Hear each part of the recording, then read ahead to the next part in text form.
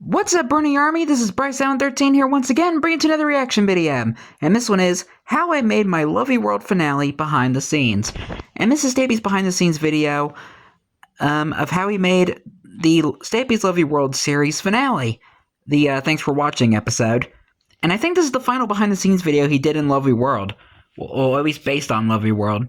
But anyway, we're going to go and react to how I made my Lovey World finale behind the scenes in 3, 2, 1, start. Hello, this is Stampy, and welcome to a behind the scenes of the finale of my lovely world. Thanks for watching. Go into detail about a variety of different aspects for how this episode. Yeah, that was a crazy finale. As well as a lot of kind of the special episodes in my lovely world, how they're created. So what's with the beds? If you want to keep a bit of the mystery and the magic and not know how the cookie is made, feel free to skip this video because I will, as I say, be going into pretty good detail about how these sorts of episodes come together.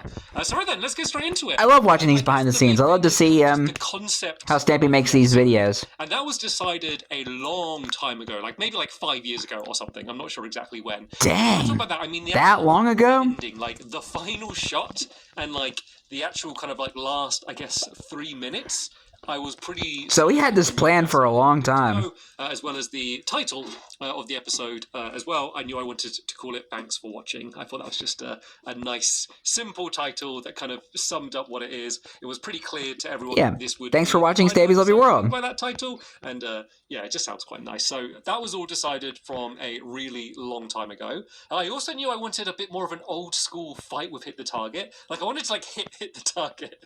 Like I wanted to like shoot arrows at him, Hit the target. Like, oh, and that's hit the target. He's the target. Break or something, you know. I wanted to like be running around my town, running on rooftops, and like shooting arrows that hit the target. Kind of more similar to how early Hit the Target episodes were. So I managed to get that. And apparently Viva Dash. Was everything in the middle was kind of decided a little bit more later. Like how was I going to add tension and drama throughout the episode was what I didn't know until much sooner. And then the other thing is I needed to ensure that I didn't have too much of a build-up. Like normally anytime I'm doing Hit the target. Hey, Viva Dash. Hints about what the special who's playing Viva Dash? A long time before it happens. Say if Sophia? The target's gonna attack me with a bunch of polar bears, maybe I'd start seeing snow around 724 whatever it is, I would leave hints that this is what's coming up next. I didn't want to do that too much with this one because I knew there'd be a lot of people returning to this episode that might not be watching my episodes regularly, and so that means that any of that build-up they probably wouldn't have seen. Like, I'm pretty sure the majority of people that watched this episode hadn't seen, say, the last 5 episodes, so I didn't want to focus too much on that stuff. I wanted this to be kind of like a standalone episode that anyone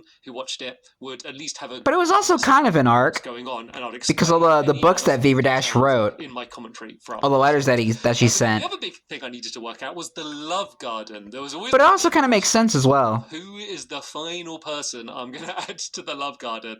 And I didn't know how to do that. First I was like, do I just pick something that's like really good and special? But then I didn't want it to seem like, oh, that this is better than anyone else. And I really didn't want to do the whole put down a sign and say... Yeah, he had like 100 people in that finale. It just kind of ruins its meaning then. It's like saying, oh, everyone wins an Olympic gold medal. And it's like, well, that's nice, but like...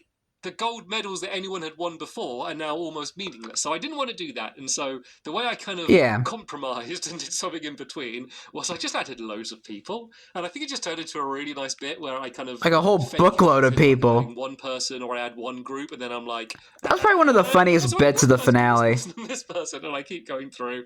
And it just sort of gets across just like the variety. Yeah, and it's kind of like a tribute to everyone who's been... over the years. And a lot of the... I've been ones that I making like really cool. stuff a nice moment in tribute to Stampy over the years. Of, like the community of my lovely world. Yeah. That's been something that I've always tried to do through the years. A special little tribute. Like section in this video, just celebrating the community, was something that I was really happy to do. So, yeah, and they all have really good artwork. They all got talent. And then kind of the start of like the hit the target section is when I go to the post office and I'm receiving a bunch of letters from someone with the initials VD, and I do one of the things that I always love to do. Yeah, Viva Dash. Is like the viewer knows something that Stampy hasn't realized. Like, the viewer at this point is probably like, oh, VD, that's probably VD. Yeah, that might have been after the Helpless episode, Even when they kind of worked together. The VD, he just thinks it's from someone. Viva might have gained like a where like the viewer knows like a soft side, apparently oblivious to, and everyone's kind of shouting. Because before that, she betrayed him. Like, oh, back when she was just pretending to be a helper. One of those, which I always like doing.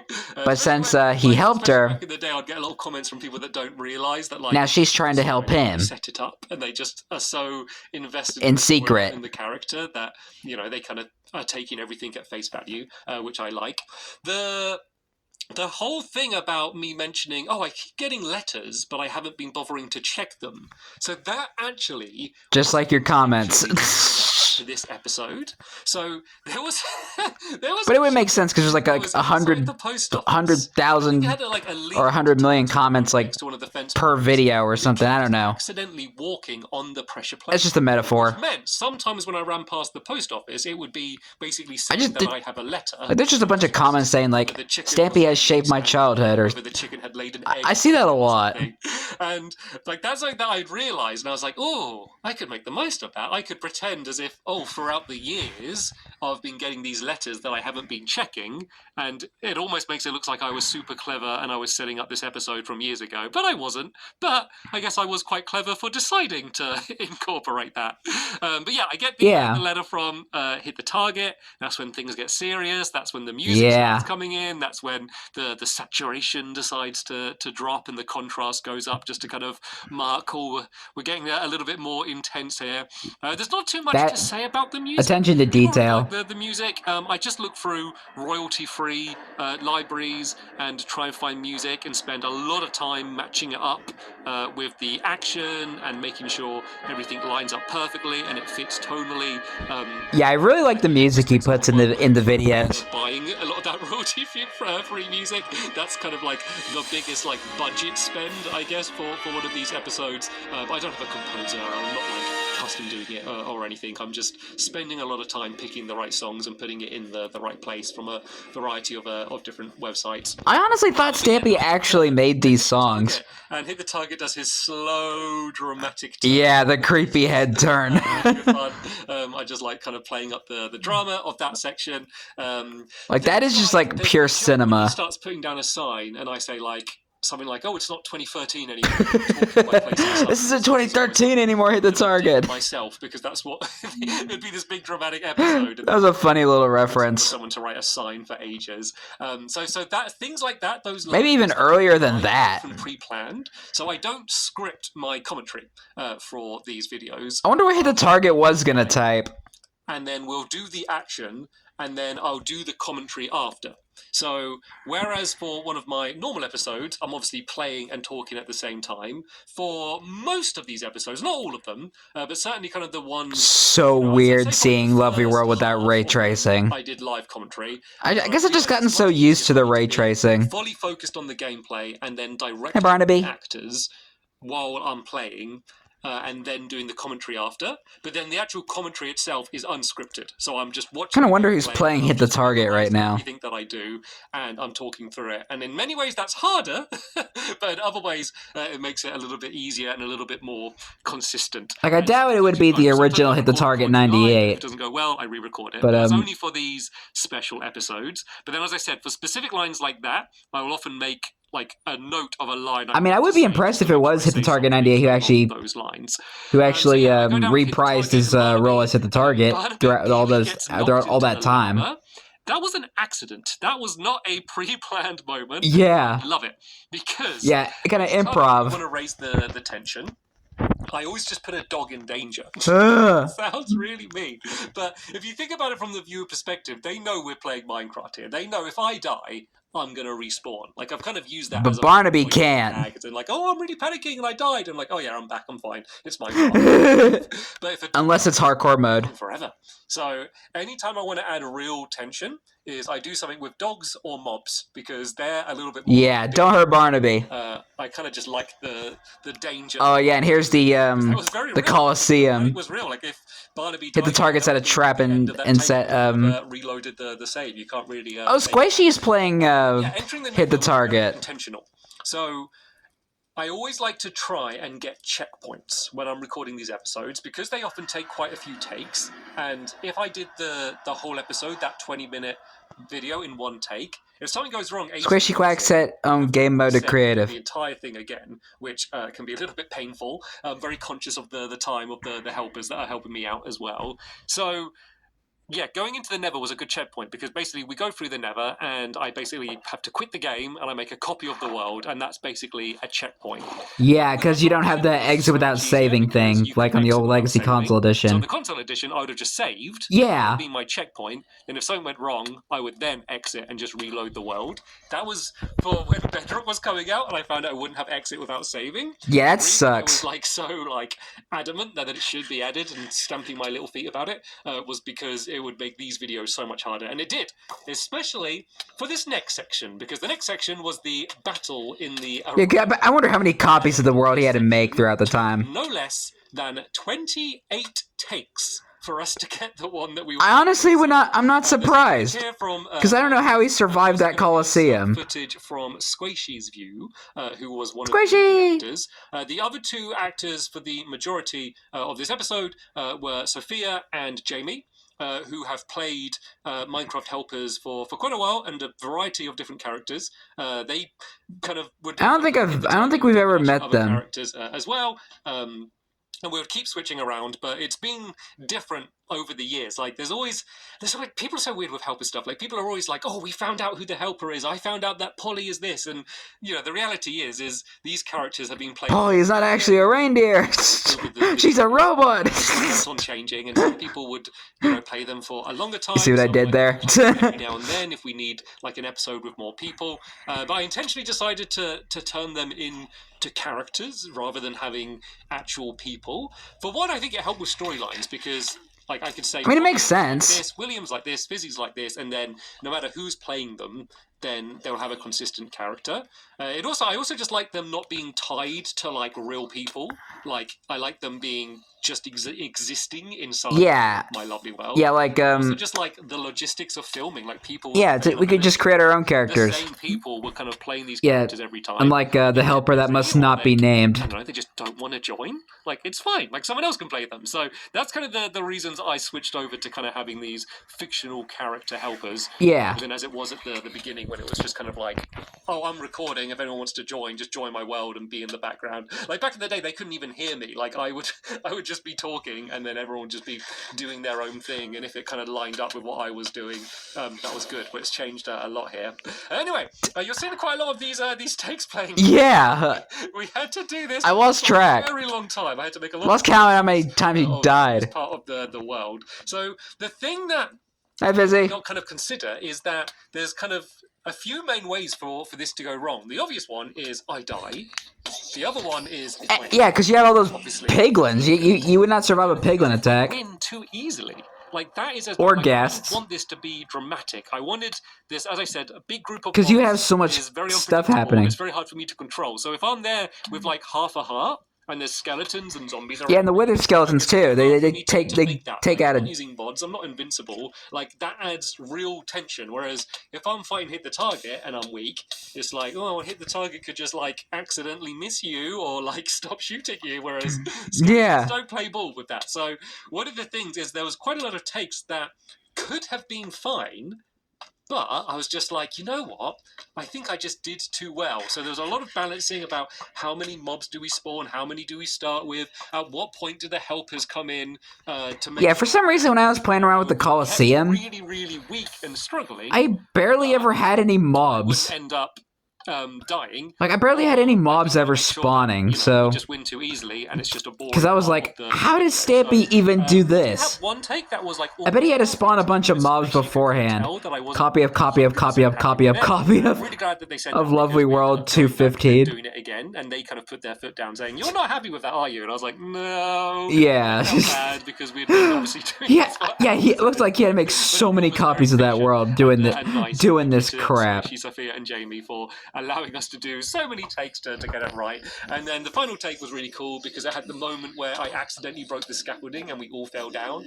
Hand on my heart, I promise you that was not scripted. That was the only time that. But it made a pretty good scene. On so many things at the time. I was just it made it intense, pure cinema. Being a drop to everyone, and at the time I was really angry at myself because I was like, "Oh no, that would have been a good take," but it ended up being an even better take because of I love that. stupidity and the silliness of it. Adds some intensity. Working out really, really well, and then we eventually make our way out, and then I'm kind of running back to the doghouse. It's kind of one of the forgotten moments of these specials. Is there's a lot of me running to places in these episodes. Like, think of how many times I'm like, I gotta go to Hit the Target's castle. Like, Hit the Target's castle is quite far away, so I need to find like good filler stuff, like something to talk about that doesn't kill the tension, but also explains the story, because a lot of the story comes through my dialogue. Like, if you watch this in silence, it might be a little bit confusing. There's a lot of me like, in a way, yeah. The target must be trying to do that because he wants to get this. I didn't say Excuse that. me. Maybe some of the players would have assumed it, but I kind of really... And Bryce had to sneeze because he had a tickle in his nose. But, I ran back. Does that make a good story for you? Yeah, then this is when there needs to be a costume change. So this is when some of the characters need to change to be Hit the Target and Viva Dash. And so anytime someone changes skin, it comes up on the Squishy Quack has changed their skin. So we needed to find a way to cut that out. And so the time I decided to do it was when I was going up a ladder. And so, Sophia 7245 has changed their skin. It comes up that they're changing skin. And then I can go back down the ladder, wait for the text to go, and then if I go up again, it basically means that I have a very easy bit to clear, like to cut it out, and then you won't see that there's been a transition to a different cut. Yeah, it works. So that's kind of the way I end up doing stuff. Final version, yeah. I zoom in. Yeah, kind of did a bit of editing to cover it up, but yeah, that just means that the screen's a bit zoomed in and you can kind of notice it. If you like scrub really quickly across a lot of my videos, sometimes you can see the screen zooming in and out, and that means I'm covering something appearing on the screen, someone either changing skin or something. Yeah, I've noticed that in a few videos where you had to cover up some and then we get to annotations.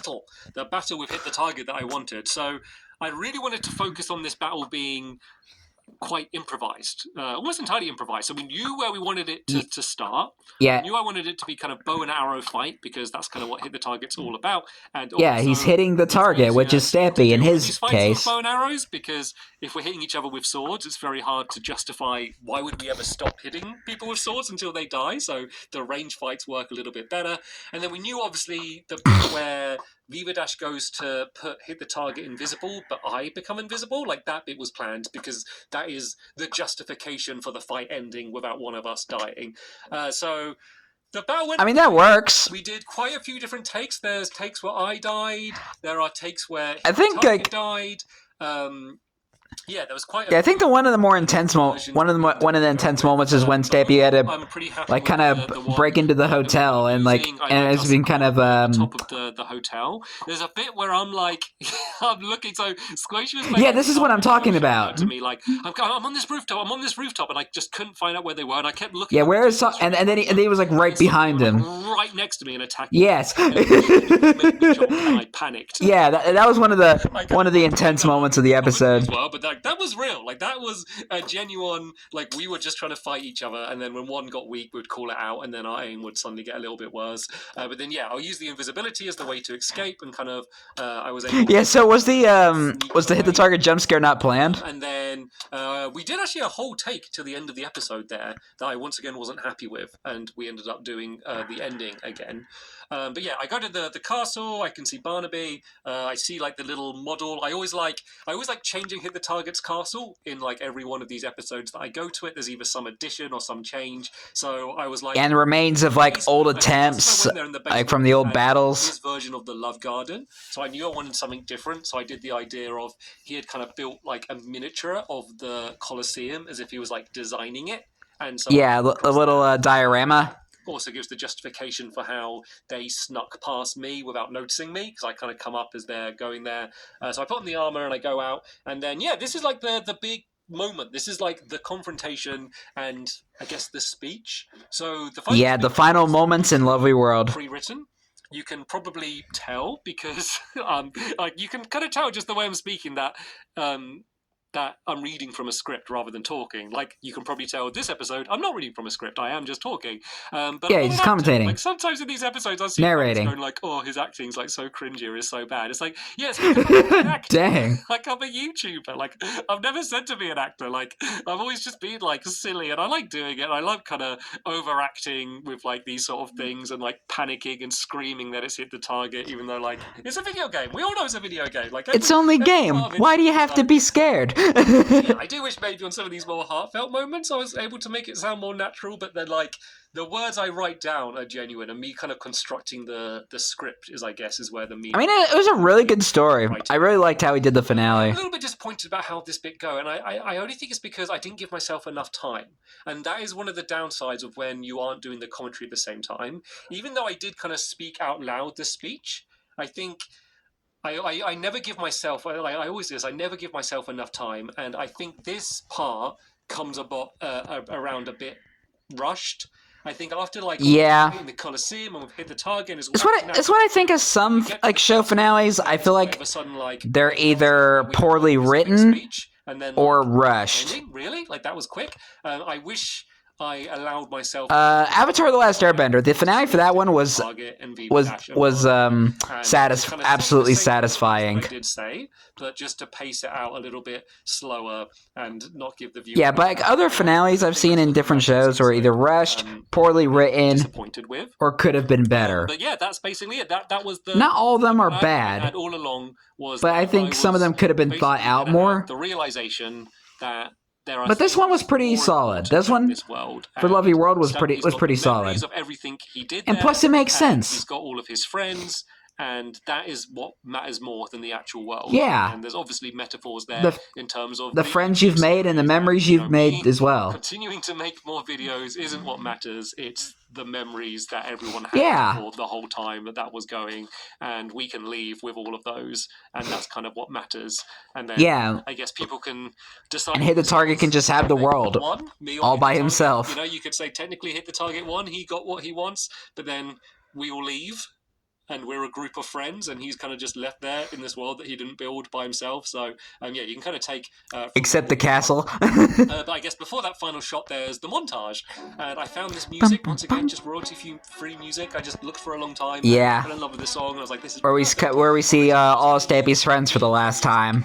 And I ended up not using it. One, it was a little bit too short, and I didn't want to loop it. And also...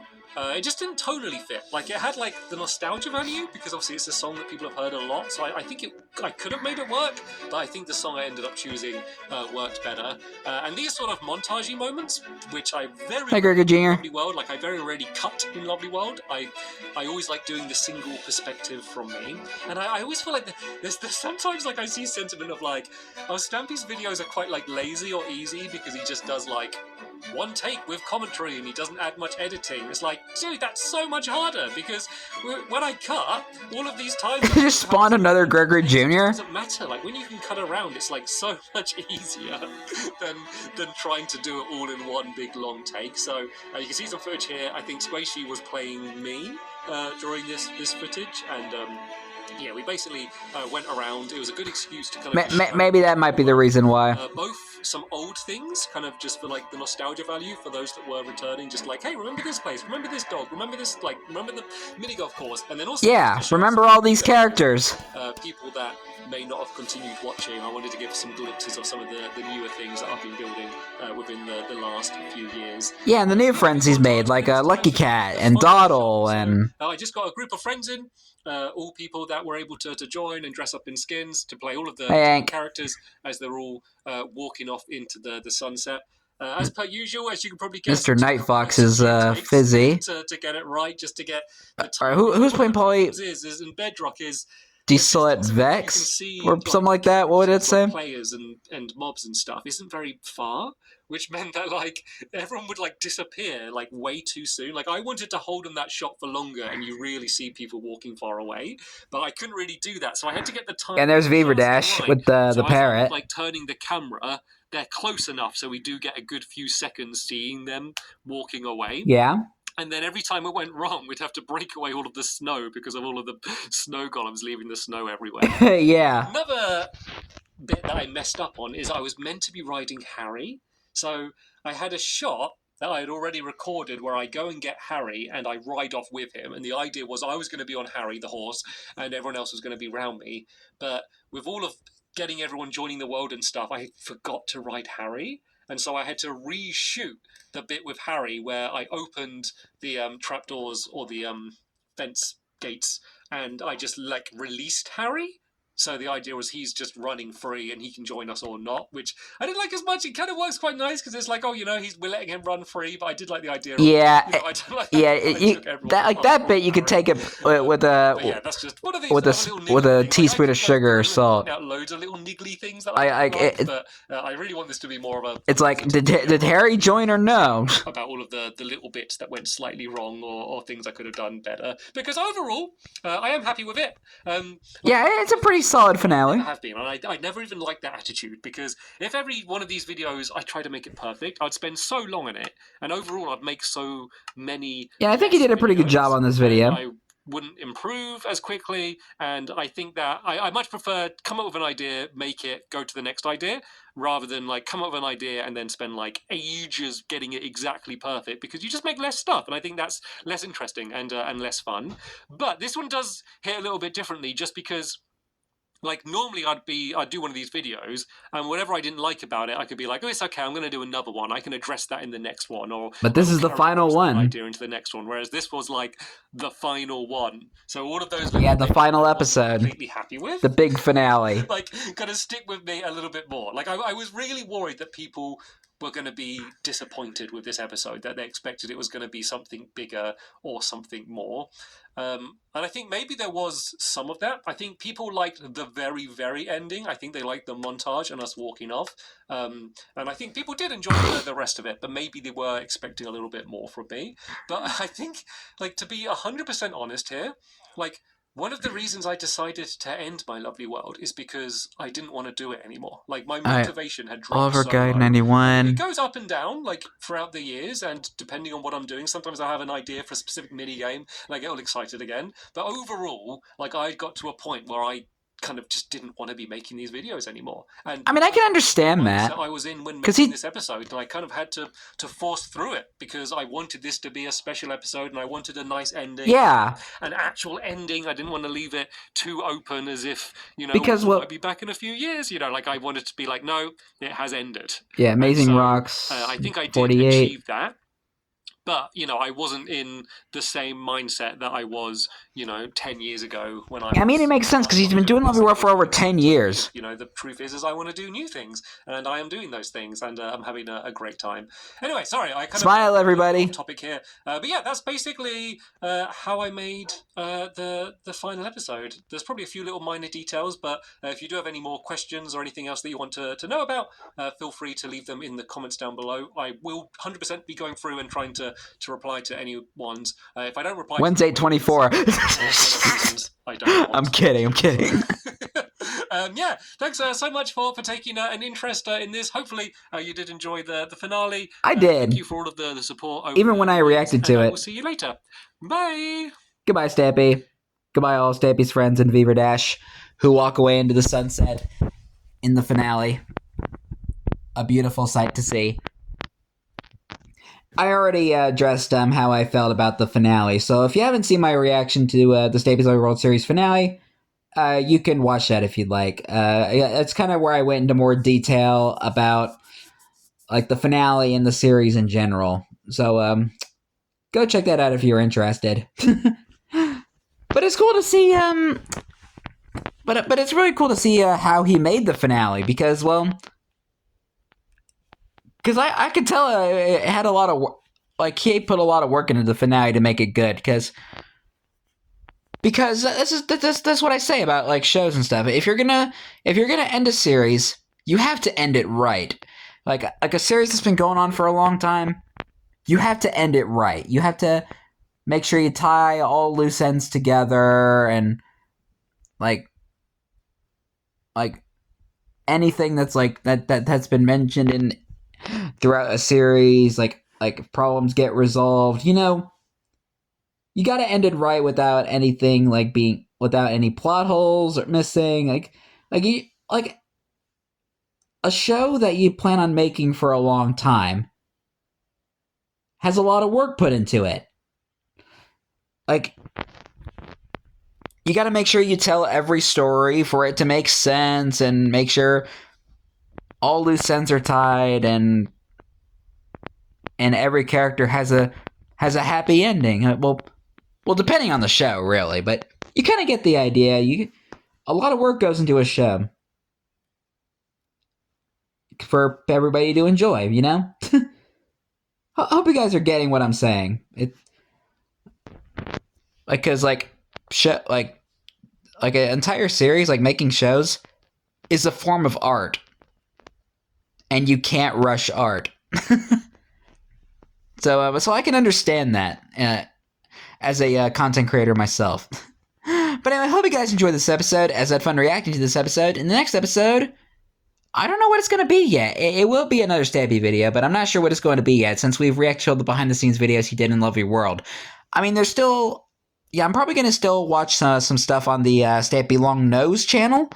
I don't know what it's going to be yet, like his Let's Talks, his vlogs, maybe some more behind-the-scenes of his shorts. I think I might react to the Stampy shorts next. We'll see that. We'll see what happens. So stay tuned. But until then, like, comment, subscribe, and turn on notifications so you don't miss a video. Thank you much for watching, and I'll see you guys next video. And as always, stay awesome and instant, Raponi.